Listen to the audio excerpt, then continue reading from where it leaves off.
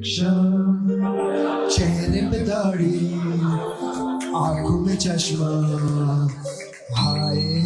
पुन्हा एकदा उद्धव ठाकरेंचा पक्ष फुटला आणि या दोन टेकूवर विश्वास ठेवणारे उद्धव ठाकरे जबाबदार आहेत. जागा रे जागा बघा. आणि मग ते पुन्हा आले आपले, कुणी घंटा तज्ञ, कुणी कसले तज्ञ, कुणी कायदे तज्ञ, कुणी वायदे तज्ञ.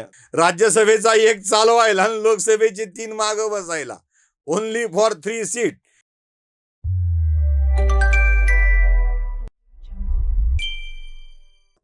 नमस्कार. पुन्हा एकदा उद्धव ठाकरेंचा पक्ष फुटला. असा फुटला की छन से जो टूटे कोई सपना म्हटल्यासारखं उद्धव ठाकरेंच्या पक्षाची आता खासदारांची फाटाफूट झाली.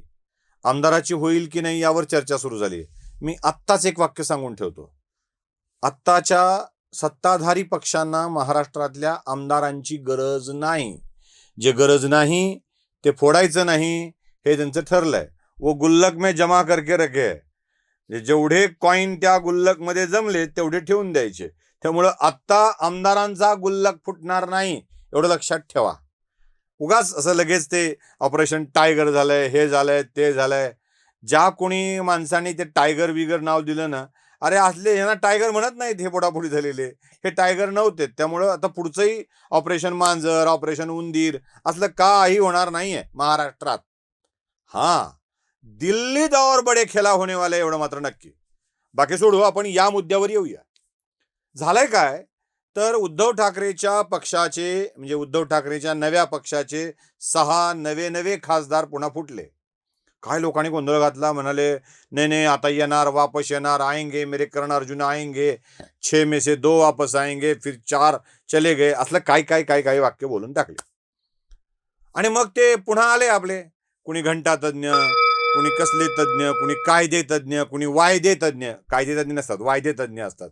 मी तुमची केस जिंकूनच देतो असा वायदा करायचा आणि वायदे तज्ञ व्हायचा असा एक नवा प्रकार आपल्याकडे वायदे तज्ञांचा आलाय. मग घंटा तज्ञ नवा कोड घालून बसले आणि मग सुरू झाला की आता काय होऊ शकतं, कसं अपात्र होतील, कसे हे आता घरीच जाणार सगळे खासदार वगैरे वगैरे वगैरे. सबसे पहिले बात एक क्लिअर, ज्यात भाजपचा संबंध नव्हता त्यात भाजपला निष्कारण ती काय ते शब्द मी नाही वापरत. मला 2-3 माणसांनी सांगितलंय की लोक खाल्ले म्हणून आपण खायचं नसतं. काय शेण कुणाचं, माणसाचं, हे खायचं नसतं. एवढं सोपं लॉजिक लक्षात ठेवायचं. त्यांनी खाल्लं आपण कशाला पुन्हा अजून त्यांनी खाल्लं म्हणून बोंब मारायची गरज नाही. त्यामुळे ते वाक्य मी सांगत नाही. लोकांना शिव्या देणाऱ्या माणसांना आणि हे सगळं बादच होणाऱ्या माणसांना मला काही छोटे विषय सांगायचे. छोटे काय? मुद्दा क्रमांक 1, घंटा तज्ञ काय म्हणतात? घंटा तज्ञ असं म्हणतात की आता हे अपात्र ठरणार. असं 6 जणांना फुटून जाता येत नाही. त्यांना व्हिप जारी केलेला असतो आणि त्या व्हिप नंतर जर ते आले नाही तर ते अपात्र ठरतात. घ्या घंटा. काय बोलताय राव, काय बोलताय? ते का वाट बघत होते व्हिप जारी करतील, व्हिप जारी केल्यावर आपण मिटिंगला जायचं नाही, मग मिटिंगला गेलं नाही तर मग आपल्याला ते अपात्र करण्यासाठी प्रस्ताव देतील, ह्याची वाट बघत होते. काय राव घंटा तज्ञ, वायदे तज्ञ, काय बोलताय तुम्ही? अहो त्यांनी 6 जणांनी मिळून तुमचा गेम आधीच केला. ते सभापतीकडे गेले, सभापतीला आमचा गट वेगळा झालाय असं सांगितलं. सभापतींनी त्या वेगळ्या गटाला मान्यता दिली. आता तो गट कुठे विसर्जित करायचा, विलय करायचा, प्रवेश करायचा याबाबतचा निर्णय होईल. अब पछताए क्या होत जब चिडिया चुग गई खेत. काय उपयोग आहे? कळलं पाहिजे ना आपल्याला की हे होतंय काय. अरे ते कायदेशीर सल्ला घेऊन करतायत. तुम्ही फायदेशीर गोष्टी बघितल्या, त्यांनी कायदेशीर गोष्टी बघितल्या. त्यांनी फायदा बघितला, तुम्ही वायदा बघितला. एवढाच फरक आहे, बाकी काय फरक नाहीये.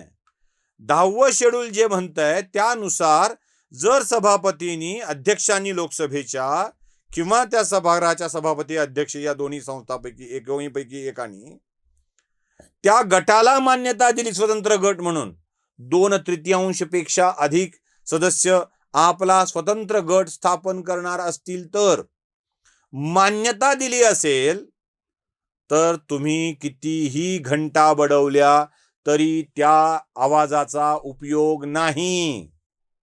नाही म्हणजे नाही. आणि जेव्हा असा कोणताही पर्याय शिल्लक राहत नाही, जेव्हा माणसांच्याकडं मुद्दे शिल्लक राहत नाहीत, तेव्हा भाषा गुद्द्यांची आणि शिव्यांची येते. मग शिव्यांची लाखोली वाहिली जाते.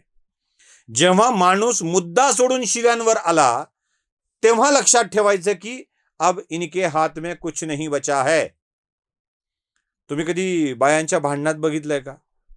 खूप भांडण झालं. आता द्यायच्या शिव्या संपल्या. आता आर्ग्युमेंटचे मुद्दे संपले की बाया कशा भांडायच्या पुन्हा, म्हणजे त्या काळात, आता नाही, त्यावेळेला कसं भांडायच्या, तळपट होईल रे तुझं, वाटुळं होईल रे तुझं, हा शेवटचा पर्याय असायचा. चांगलं होणार नाही रे तुझं, हे असं दात ओठ खाऊन बोट मोडण्याचा प्रकार म्हणजे आता आपल्या हातून सगळंच निघून गेलेलं आहे. हा तो सगळा प्रकार आहे. आणि या ज्या सगळ्या गोष्टी चालल्यात ना, त्या तशाच आहेत.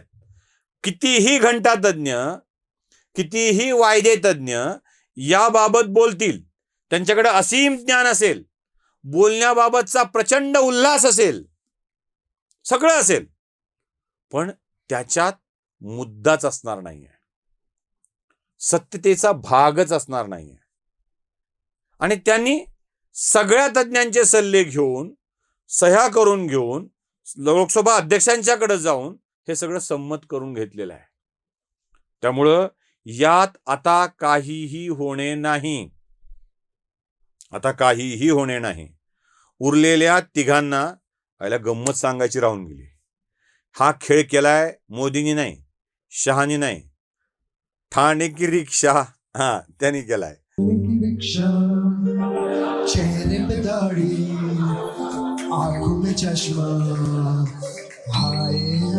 आणि ह्याला गंमत अशी असते, राज्यसभेचा एक चालवायला आणि लोकसभेची 3 मागं बसायला, ओनली फॉर 3 सीट. एवढंच उरलंय, बाकी काय उरलेलं नाही. म्हणा त्या कुणाला कामराला सांगा ठाणे की रिक्षा म्हणायला लावा. त्यानं बरोबर तुमची अवकात रिक्षाच्या सीट इतकी आणली. अरे आम्ही तुम्हाला शिव्या नाही तर देत, जाग करत होतो. जागा रे जागा, बघा आपलं काय होतंय बघा एकदा. मुजोरपणे लोकांना शिव्या देत ते आपलेच गुलाम आहेत असं समजून वागणं घातक ठरतं. संजय राऊतांच्या सारखा बडबोला माणूस तुमचं नुकसान करून जातो. आणि आता ठासून सांगतो, सुषमा अंधारे सारखी खोटी माहिती देणारी महिला नेता, खोटी माहिती, अर्धवट माहिती ऐकत असतील आमच्या प्रिय भगिनी, प्रिय मैत्रीण सुषमा अंधारे, तर त्यांनी लक्षात ठेवावं.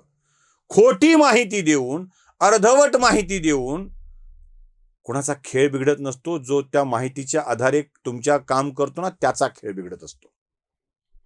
तुम्ही असं कोणाचं वाटोळं करू शकत नाहीत. हे लक्षात ठेवायचं, हे लक्षातच ठेवायचं.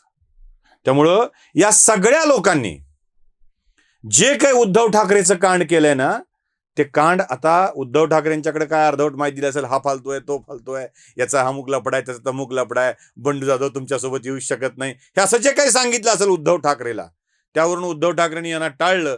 आणि टाळल्यामुळं उद्धव ठाकरेच्याच कमरेचं सुटलेलं आहे. ही सगळी गोष्ट हे कोणी एकनाथ शिंदेनी घडवलेलं नाही, हे मोदींनी घडवलेलं नाही, हे अमित शहानी घडवलेलं नाही, हे ओम बिर्ला याला जबाबदार नाहीत. याला जबाबदार कोण असेल तर संजय राऊत, सुषमा अंधारे आणि या 2 टेकूवर विश्वास ठेवणारे उद्धव ठाकरे जबाबदार आहेत, बाकी कोणीच नाही. नमस्कार.